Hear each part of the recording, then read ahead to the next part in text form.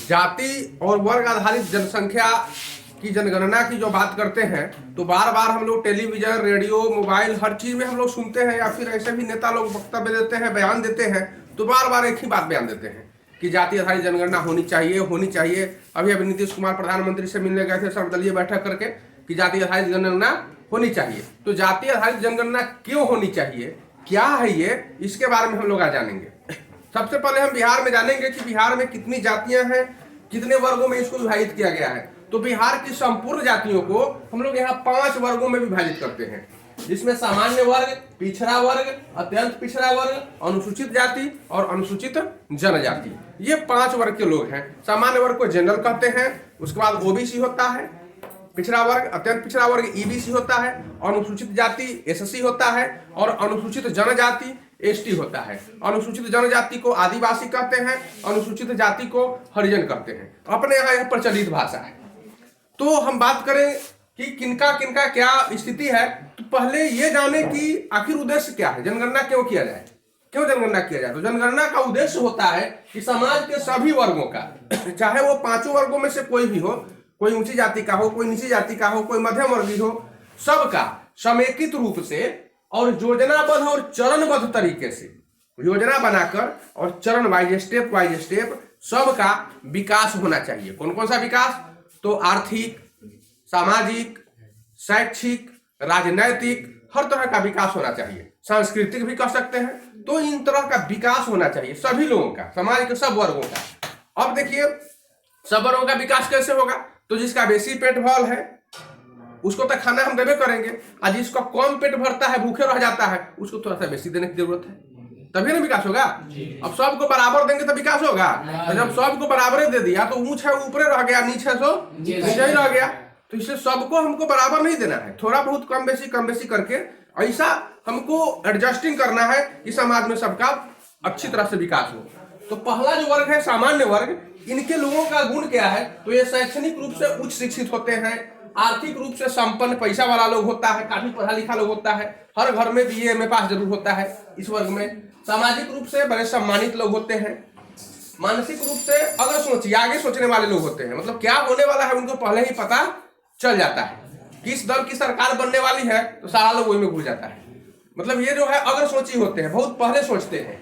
राजनीतिक रूप से सत्ताधारी वर्ग के लोग होते हैं, सत्ता में ही जहां जिस दल की सत्ता होती है उसी दल में घुस जाते हैं। तो निश्चित रूप से ये राजनीतिक रूप से सत्ताधारी दल में होते हैं, धनाढ़ होते हैं, अमीर होते हैं और जमीन के मालिक होते हैं। सारा जमीन लगभग इन्हीं के पास है। देश का 70% जमीन इन्हीं के पास है, 70% जमीन इन्हीं के पास है, 70% से अधिक जमीन के मालिक यही लोग हैं।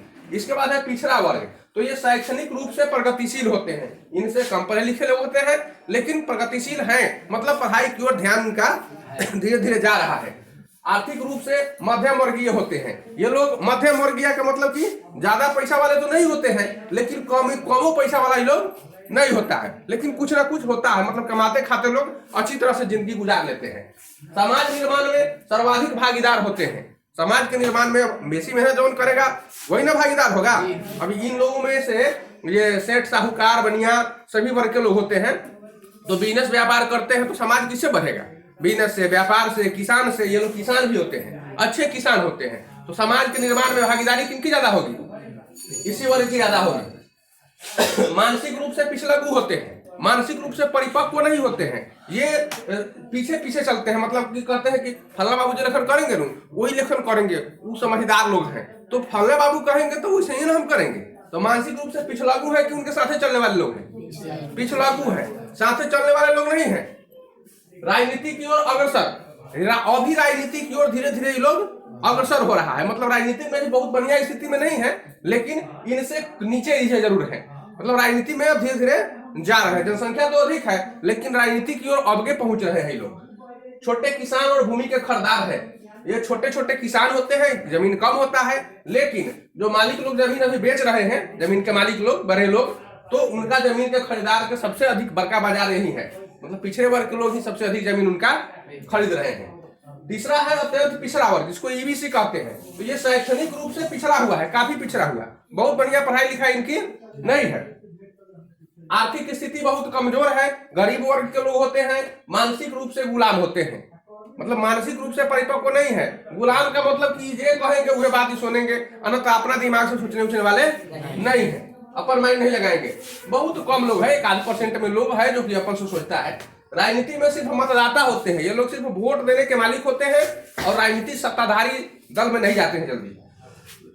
समाज में मजदूर की स्थिति है, ये लोग करते क्या है, मजदूरी का काम करते हैं, किसी तरह से पेट भरते हैं। विपन्न और घर बनाने से थोड़ी अधिक भूमि है। विपन्न का मतलब कि निर्धन, निर्धन जिसके पास धन नहीं हो, और जमीनों कितना होगा, तो घोड़े भर जमीन होगा, आना तो कहीं एक आध 2 कट्ठा फाजिल हो जाए, इससे बेसी जमीन इनके पास नहीं। चौथा वर्ग है अनुसूचित जाति का, तो इनकी शैक्षणिक स्थिति काफी दयनीय है, अच्छे पढ़े लिखे लोग नहीं है। गांव भर में मिलेगा तो बीए पास सौसे, अगर पूरा अनुसूचित जाति के टोला में देखा जाए तो सौसे गांव भर में 2-4 गोरा बीए पास मिलेगा, न तो बाकी नहीं मिलेगा। शैक्षणिक स्थिति काफी दयनीय है, अत्यंत निर्धन होते हैं, बहुत गरीब होते हैं, कमाएंगे तो खाएंगे, ना कमाएंगे तो नहीं खाएंगे। परिस्थिति ये है, मानसिक रूप से अत्यंत दुर्बल होते हैं। 10 बार कहिएगा तो 1 बार कहीं सुन लेगा तो सुन लेगा, न सुनेगा तो नहीं सुनेगा। मतलब विचार आप पूछो, कहिएगा 10 बार कहिएगा ना, ठैया लगाइएगा, लेकिन कुछ करेंगे नहीं। राजनीति में सिर्फ गिनती भर के लोग हैं, बहुत ज्यादा नहीं। पूरे देश भर में गिन लीजिएगा तो अनुसूचित जाति के बहुत कम लोग पढ़े लिखे लोग हैं, चाहे राजनीतिक में जाते हैं। घर भर भूमि या फिर भूमिहीन है, या तो घर है, घर बनाने के लिए जमीन है, अन्यथा बहुत से ऐसे लोग हैं जिनके पास जमीन को नहीं है। सरकारी जमीन में छेक के लोग कब्जा के पोखरा के किनारे, सड़क के किनारे, प्रति जमीन में ये लोग घर बनाए हुए हैं। अनुसूचित जनजाति अगला है, अनुसूचित जनजाति मतलब एकदम कमजोर, जिसको हम लोग आदिवासी कहते हैं, आदिम जनजाति। ये लोग जंगलों में ज्यादा निवास करते हैं, बिल्कुल अशिक्षित होते हैं या अल्प शिक्षित, मतलब बहुत कम लोग पढ़े लिखे हैं इस समाज के, और अशिक्षित या तो बिल्कुल नहीं, इलिटरेट मतलब अंगूठा छाप होते हैं, इसलिए महाजन इनको ठग लेता है ज्यादा करके। ये दैनिक मजदूर होते हैं, डेली कमाएंगे और डेली खाएंगे, प्रतिदिन इनको पैसा चाहिए, कमाएंगे पैसा लेंगे घर जाएंगे, न तो भूखे रह जाएंगे आदमी। मानसिक रूप से अति दुर्बल होते हैं, 50 बार कहने पर नहीं सुनता है, नशाखोरी के शिकार होते हैं, डेली कमा के जाएगा, आधा से बेसी पैसा पी जाएगा, आधे बचेगा खोचेगा, राशन पानी खरीद के घर ले जाएगा।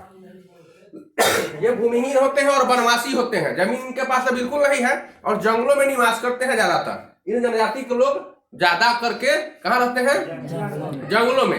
ये सब इसी से ये लोग अपना काम चलाते हैं। जंगल में कंद मूल फल या फिर जंगली जानवर का शिकार करना है, चिड़ै मार के खा जाना है, गिदड़ मार के खा जाना है, बिलाई कुत्ता मार के खा जाना है, या फिर जंगल में जो फल फूल मिलता है कंद मूल, उसी को खाकर जीवन गुजार लेना है, मछली मार के खा जाना है। तो यही काम ये लोग करते हैं। कुपोषित और बीमारग्रस्त ज्यादा होते हैं, भोजन बढ़िया से मिलता नहीं है तो पोषण कहाँ से मिलेगा, इसलिए कुपोषित हो जाते हैं, बीमार होते हैं। दवाई के लिए इनके पास पैसा वैसा उतना नहीं होता है, मुंह दुबरा होते हैं। अगर कोटा में सामान लेने जाते हैं, अब चावल लाइन लगाए हुए हैं, नहीं दिया, डांट दिया कस के डीलर, तो बिना नहीं घरे भागेगा, इतना मुंह दुबरा होता है, मांग नहीं सकता है अपना अधिकार। राजनीति में शून्य के बराबर, राजनीति तो इस नाम की चीजें नहीं है इसके पास। बिल्कुल राजनीति में 1-8% लोग नहीं है, हजारों में 10,000 में लाख आदमी में कहिएगा तो 1-2 में राजनीति वाला होगा ना, तो बिल्कुल नहीं होगा। सरकार आरक्षण दिया है इसीलिए राजनीति में तो इनका स्थानो है, न तो कहीं बिल्कुल जीरो है। अब 1931 में जो जनगणना का जो सबसे पहले 1872 में लॉर्ड हमारे जो थे मेयो, वायसराय भारत के, ब्रिटिश वायसराय लॉर्ड मेयो, तो 1872 ईस्वी में जनगणना कराया था सबसे पहले, जाति वाइज जनगणना। उसके बाद अंतिम बार 1931 ईस्वी में प्रकाशित किया, और 1941 में चूंकि विश्व युद्ध शुरू था इसलिए उस समय के बाद से ही नहीं हो पाया। देश में सरदार वल्लभ भाई पटेल पहले गृह मंत्री बने और इन्होंने कहा कि हम जातिवार जनगणना नहीं करने देंगे, तो इन्होंने ही नहीं करने दिया, सरदार वल्लभ भाई पटेल ने। अब जब इन्होंने नहीं करने दिया तो हमारे जो नेता लोग जो चिल्लाते हैं, उस समय का आंकड़ा देखिए, जनरल था उस समय 13.5%, जनरल कास्ट के लोग मतलब सामान्य वर्ग के लोग 13.5% थे, ओबीसी ईबीसी को मिलाकर 64% था, एससी वर्ग के लोग 15% थे, और एसटी यानी आदिवासी ये लोग 7.5% थे। उस समय की बात है, 1931 की बात है। अभी थोड़ा इसमें कम बेसी हुआ है, कुछ लोगों की जनसंख्या तेजी से बढ़ी है, कुछ लोगों की जनसंख्या तेजी से घटी है, तो परिस्थितियां इस तरह की हुआ है। तो हम अब देखते हैं कि हमारे नेता लोग जो चिल्ला रहे हैं इससे हमको लाभ क्या मिलने वाला है। तो अगर ईमानदारी से ये लोग काम करेंगे तो अब इस आदमी को, इसको कहा जाए अनुसूचित जनजाति को, कि एक बार में सब काम छोड़ दिया जाए, इसको पढ़ा लिखा कर और बढ़िया नौकरी दे दिया जाए, तो संभव है? इसको पढ़ने लिख कर और अच्छा बनने में 100 साल से ऊपर लगेंगे, और 100 साल से ऊपर लगेंगे तो 2-3 पीढ़ी बीत जाएगा, वो खाएगा क्या? तो जरूरत है कि समुचित रूप से, समेकित रूप से विकास होना चाहिए। मतलब कि इसको भोजन भी देना है, अब पढ़ाना भी है, एक के बार रोजगार भी इसको जो है, जो कर रहा है रोजगार धीरे धीरे देते रहना है। रोजगार छोड़ा देंगे, पढ़ाने पर भिड़ा देंगे तो भूखे मरेगा कि नहीं मरेगा? तो हमको वो विकास नहीं चाहिए। हमको विकास चाहिए समेकित रूप से और सर्वांगीण विकास चाहिए। मतलब सब तरफ से विकास चाहिए, भोजन भी मिलना चाहिए, रोजगार भी मिलना चाहिए और साथ साथ पढ़ाई भी होनी चाहिए, ताकि भविष्य निर्माण हो सके। समाज की मुख्य धारा से ये सभी लोग धीरे धीरे जुड़ सके। सबसे अधिक अगर कमजोरी है तो सबसे बेसी इलाज की जरूरत किसकी है? इसी की जरूरत है। जहां सबसे बेसी आधार रहेगा वह वही ना बोल जलाइएगा, और जहां लाइट रहबे करेगा वहां बोल जलाने की जरूरत है नहीं। तो प्रकाश की जरूरत इनको ज्यादा है, समाज में आवश्यकता इनको अधिक है, इसलिए सब लोगों को मिलकर इन्हीं को मदद करना चाहिए। अब सोचो कि 4 भाई है किसी घर में, और बड़ा भाई अगर सोचे छोटका भाई के क्या देगा, उसको मत दो कुछ, भले वो मर जाएगा तो सब संपत्तियां हमर हो जाएगा। तो ऐसी परिस्थिति में जब छोटका भाई के प्रति आपके मन में इतनी घृणा है, तो जिस दिन छोटका भाई मजबूत हो जाएगा वो दिन आपका क्या करेगा? आपसे लड़ना शुरू करेगा कि नहीं करेगा? तो इसीलिए हमारी जरूरत है कि हम उसको भी प्यार दुलार दें, इसके लिए भी कुछ दें। और अपने तो हम विकास कर ही रहे हैं, हमारी स्थिति है कि हम अच्छा से खा लेते हैं, तो हमको उसके हक को छीनने की आवश्यकता नहीं है। तो हमारे नेता लोग अगर मानसिकता ठीक रहेगी तब तो विकास होगा, जातिवाद जनगणना करने से। अगर हमारे नेता लोगों की मानसिकता ठीक नहीं है तो ये लोगों का मन में एक ही बात रहता होगा कि जब हम गिनवा लेंगे ना तो पता चल जाएगा कि ये हम लोग बैकवर्ड लोग कितना है, अब फॉरवर्ड लोग कितना है, और अनुसूचित जाति के लोग कितना है।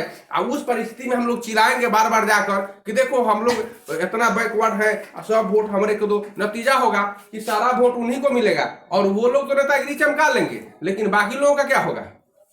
बाकी लोगों का विकास होगा नहीं। वो चंद नेता लोग जो गिनती भर हैं वो लोग तो वोट लेकर आगे बढ़ जाएंगे, लूटमार करेंगे, लेकिन बाकी लोगों का विकास नहीं होगा। बाकी विकास नहीं होगा। तो ये मानसिकता पर निर्भर करता है। अगर हमारी मानसिकता अच्छी है तो मेरा विकास होगा, जातिवाद जनगणना करने से विकास होगा, और नहीं मानसिकता अच्छी है तो नहीं होगा, बिल्कुल नहीं होगा।